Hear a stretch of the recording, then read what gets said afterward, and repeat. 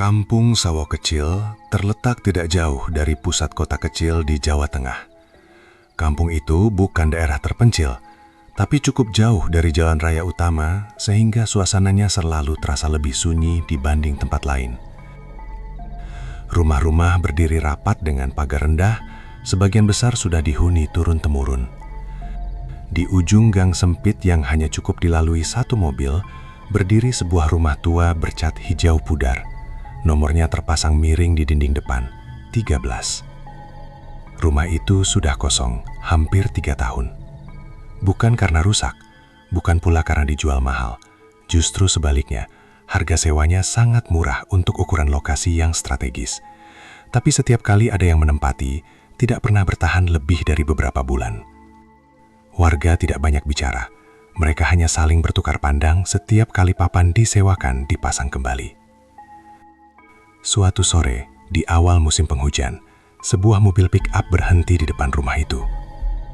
Seorang pria bernama Andra turun lebih dulu. Usianya 35 tahun, bekerja sebagai staf administrasi di kantor logistik kota. Bersamanya turun sang istri, Lila, dan putri mereka yang berusia 7 tahun, Nara. Mereka pindah karena kontrakan lama akan direnovasi. Uang tabungan belum cukup untuk membeli rumah sendiri. Ketika Andra menemukan rumah nomor 13 dengan harga sewa jauh di bawah pasaran, ia menganggapnya keberuntungan. "Lumayan besar ya," kata Lila sambil menatap halaman kecil yang ditumbuhi rumput liar. Andra mengangguk, "Cuma perlu dibersihin sedikit." Tidak ada yang tampak aneh saat pertama kali mereka masuk. Ruang tamunya luas, meski temboknya lembab di beberapa sudut. Ada 3 kamar tidur dan dapur kecil di belakang. Halamannya memiliki tanah kosong seperti bekas kebun kecil yang sudah lama tidak dirawat. Namun ada satu hal yang sempat membuat Lila berhenti sejenak. Di bagian belakang rumah, tepat di dekat dapur, lantainya sedikit berbeda warna, seperti pernah dibongkar lalu dipasang kembali.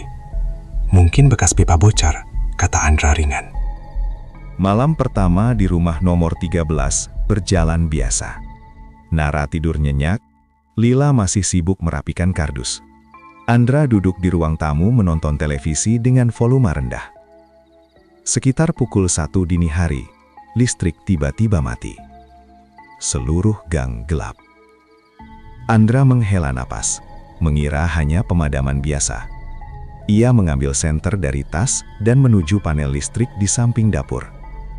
Saat melewati dapur itulah ia mendengar suara pelan. Seperti ketukan. Tok, tok, tok. Berasal dari bawah lantai.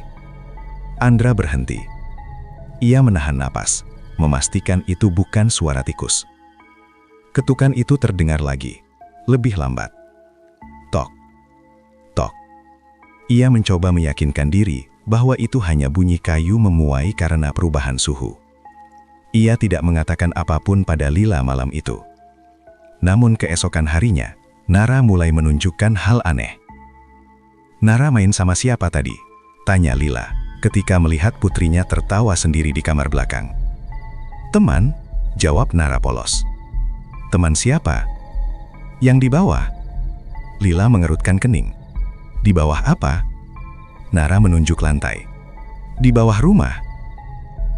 Sejak hari itu, Nara sering terlihat duduk di pojok kamar, seolah berbicara pada seseorang yang tidak terlihat. Kadang ia tertawa, kadang ia terdiam lama, seperti mendengarkan. Beberapa tetangga mulai menyadari kejanggalan itu. Bu Sulastri, tetangga paling tua di gang, memperhatikan keluarga baru itu dengan tatapan campur aduk, antara iba dan ragu. Ia sempat ingin memperingatkan, tapi suaminya melarang. "Biar mereka tahu sendiri," katanya pelan. Minggu kedua, gangguan mulai terasa lebih nyata. Piring di dapur jatuh tanpa sebab. Air keran menyala sendiri tengah malam. Bau tanah basah sering tercium dari dapur, padahal tidak hujan. Dan ketukan itu semakin sering terdengar. Tok, tok, tok. Kadang dari dapur, kadang dari kamar Nara, kadang tepat di bawah ruang tamu saat Andra duduk sendirian. Suatu malam, Lila terbangun karena mendengar suara gesekan dari halaman belakang. Ia mengintip melalui jendela. Rumput yang semula tidak terlalu tinggi, kini tampak seperti baru saja diinjak-injak. Tanah di satu sudut terlihat lebih gelap, seperti baru digali. Keesokan paginya, Nara menggambar sesuatu. Ia menunjukkan kertas itu pada ibunya. Gambar seorang anak perempuan berambut panjang, berdiri di bawah tanah. Di atas kepalanya, tergambar garis-garis seperti papan lantai. "Ini siapa?" tanya Lila dengan suara pelan. "Dia bilang namanya Sari," jawab Nara. "Dia nggak bisa keluar." Darah Lila terasa seperti membeku. Andra mulai kehilangan kesabarannya. Ia merasa semua ini hanya sugesti. Ia menyalahkan Lila karena terlalu percaya cerita orang. Namun, malam berikutnya, Andra sendiri mengalami sesuatu yang tidak bisa ia jelaskan. Saat ia berjalan menuju dapur untuk mengambil air minum, lampu tiba-tiba berkedip. Dalam cahaya yang redup itu, ia melihat sesosok anak perempuan berdiri di dekat bekas lantai yang berbeda warna. Wajahnya pucat, matanya kosong, tubuhnya seperti setengah tenggelam di lantai. Andra membeku. Dalam satu kedipan, sosok itu hilang. Keringat dingin mengalir di pelipisnya. Keesokan harinya, Andra mendatangi Pak RT untuk bertanya langsung. Pak RT terlihat gelisah. Akhirnya ia membuka suara. 3 tahun lalu, keluarga sebelumnya punya anak perempuan, namanya Sari. Andra menelan ludah. Anaknya hilang, katanya kabur, tapi ada yang dengar mereka sering bertengkar. Isu berkembang di antara warga bahwa ayah Sari adalah pria temperamental. Pada malam sebelum Sari dinyatakan hilang, beberapa tetangga mendengar teriakan dan suara benda berat dipindahkan. Namun, tidak ada laporan resmi, tidak ada penyelidikan serius. Beberapa bulan setelah Sari hilang, keluarga itu pindah diam-diam. Sejak saat itu, rumah nomor 13 tidak pernah benar-benar tenang. Andra pulang dengan pikiran kacau. Malam itu, ketukan berubah menjadi hentakan keras. Duk, duk, duk. Seperti seseorang memukul dari bawah lantai dengan tenaga terakhirnya. Nara menjerit dari kamar. Dia mau keluar. Dia bilang gelap. Lila menangis histeris. Andra akhirnya mengambil palu dari gudang. Ia berdiri di dapur, tepat di atas bekas lantai yang warnanya berbeda. Dengan tangan gemetar, ia memukul keramik itu. Sekali, retak. 2 kali, pecah. Bau tanah busuk langsung menyeruak begitu lantai terbuka.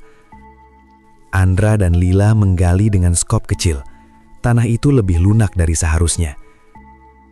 Beberapa menit kemudian, skop Andra membentur sesuatu yang keras. Bukan batu, tulang.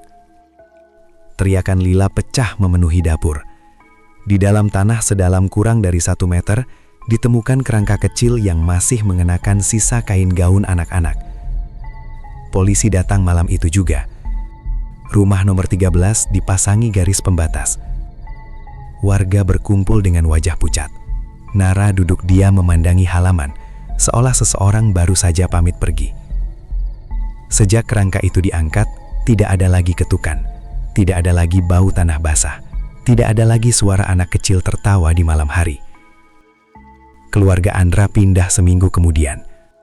Rumah itu kembali kosong, namun kali ini bukan karena rumor, melainkan karena kebenaran yang akhirnya muncul ke permukaan. Rumah nomor 13 di Kampung Sawo Kecil bukan sekedar rumah kosong dengan cerita seram. Ia adalah saksi bisu dari sebuah rahasia kelam yang dikubur rapat-rapat selama bertahun-tahun. Bukan makhluk halus yang paling menakutkan, melainkan perbuatan manusia yang berusaha menghapus jejak dosa. Selama kebenaran terkubur, ketenangan tidak pernah benar-benar datang. Tidak ada rahasia yang bisa selamanya disembunyikan, terutama jika ia dibangun di atas penderitaan orang lain.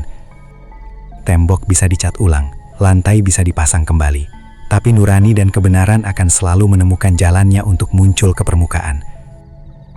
Kadang yang menghantui bukan arwah penasaran, melainkan dosa yang belum ditebus.